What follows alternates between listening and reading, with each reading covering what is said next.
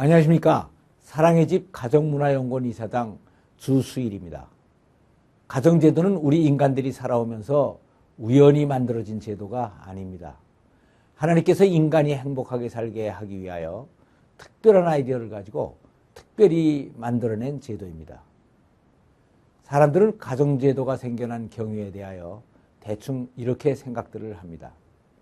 남자는 여자를 좋아하고 여자는 남자를 좋아해서 같이 살다 보니까 자녀가 생겨서 아버지와 어머니가 되고 아이들이 커서 결혼을 하게 되니까 할아버지와 할머니가 되고 이렇게 같이 사는 것을 보호하기 위하여 사회에서 호적제도를 만들고 이것이 결국은 가정제도로까지 발전했다고 생각들을 하는 것입니다.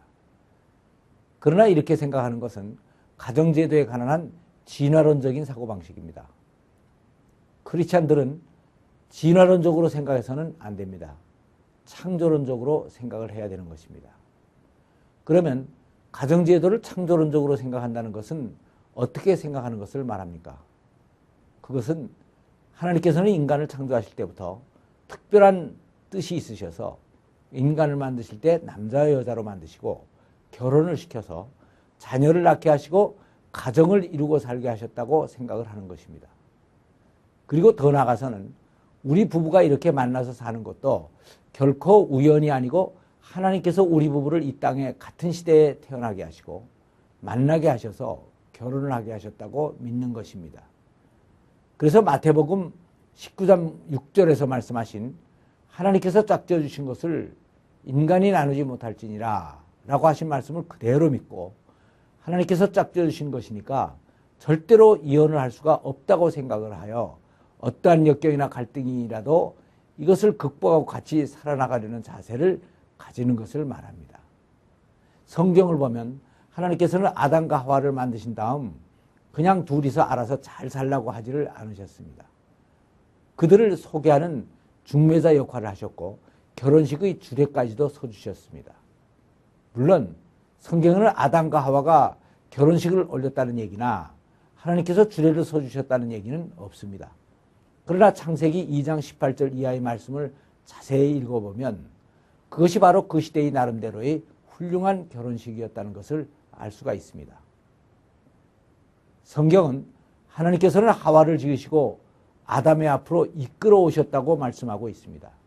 이것은 오늘날 결혼식장에서 신부의 아버지가 신부의 손을 잡고 신랑 앞으로 데리고 오는 것을 연상하게 합니다. 그랬더니 아담이 하와를 보면서 이는 내 뼈 중에 뼈요 살 중에 살이라. 이것을 남자에게서 취하였은즉 여자라고 칭하리라 라고 고백을 했습니다. 이 고백은 아담이 하와를 보고 너무나 아름다워서 자기도 모르는 사이에 내뱉은 하와에 대한 최고의 찬사였고 사랑의 고백이었습니다. 그리고 남자에게서 취하였으니 여자라고 칭하리라 라고 한 말은 하와 당신은 나로부터 만들어진 존재이므로 나와 같이 평생을 같이 살아야 한다는 말로 오늘날의 혼인서약에 해당됩니다. 그러니까 하나님께서는 이를 보시면서 그러므로 남자가 그 부모를 떠나 아내와 연합하여 둘이 한 몸을 이룰지로다 라고 하는 주례사를 해주셨습니다.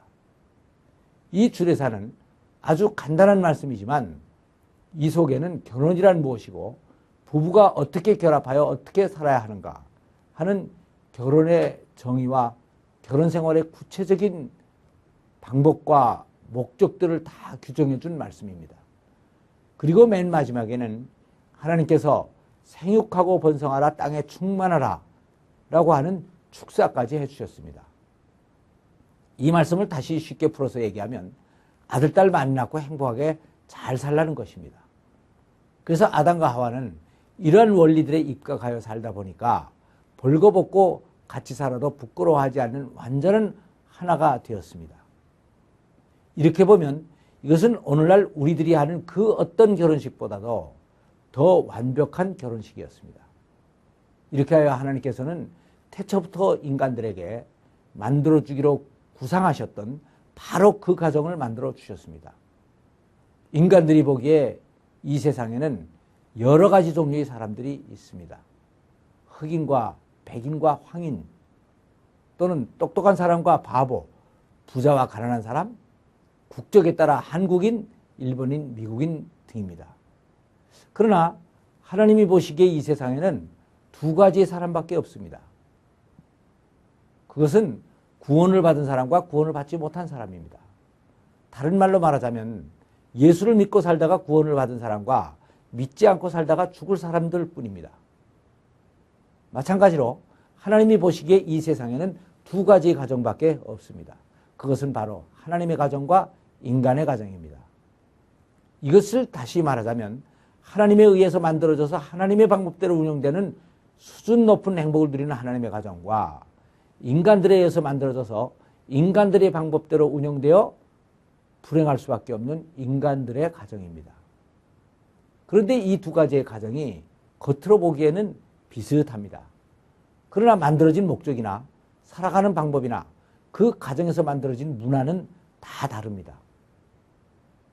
인간의 가정은 인간의 필요와 욕망을 채우고 자기가 편하게 살아가려고 만들어진 가정이기 때문에 살아가는 방법도 상대를 고치고 길들이고 휘어잡으면서 자기의 욕망을 채우는 힘의 논리로 운영이 됩니다.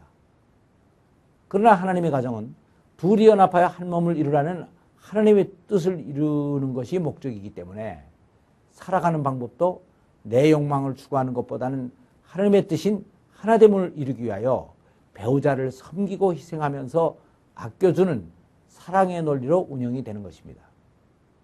그래서 이 두 가지의 가정은 그 문화도 달라질 수밖에 없습니다. 인간의 가정은 쾌락과 재미와 편리를 주는 육신적인 문화가 발달하고 하나님의 가정은 기쁨과 보람과 평안을 주는 영적인 문화가 발달되는 것입니다. 그래서 이 두 가지의 가정은 마지막에 누리는 행복도 다르게 되는데 인간의 가정은 육신적인 수준 낮은 행복을 잠깐 누리다가 끝나는 데 비하여 하나님의 가정은 영적인 수준 높은 행복을 영원히 누리다가 결국은 하나님의 나라에 가서까지도 이어지게 되는 것입니다. 창세기를 보면 아담과 하와는 죄를 짓고 난 다음에 하나님의 관계가 깨어져 버렸습니다. 그런데 그때 하나님과의 영적인 관계만 깨어진 것이 아니고 가정도 깨어져서 하나님의 가정이 인간의 가정으로 변질되어 버린 것입니다. 그리고 그것이 수천 년 동안 우리들의 대해까지 이어져 온 것입니다.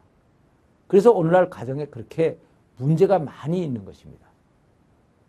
그래서 우리들이 예수를 믿고 개인적으로 구원을 받았으면 무엇보다도 먼저 지금까지 살아온 인간의 가정을 하나님의 가정으로 바꾸어야 됩니다. 그래야 예수님께서 말씀하신 요한복음 10장 10절에 풍성한 삶이 우리에게 이루어지는 것입니다. 그리고 이 풍성하고도 행복한 삶은 바로 하늘나라에 가서까지도 영원히 이어갈 수가 있게 되는 것입니다. 감사합니다.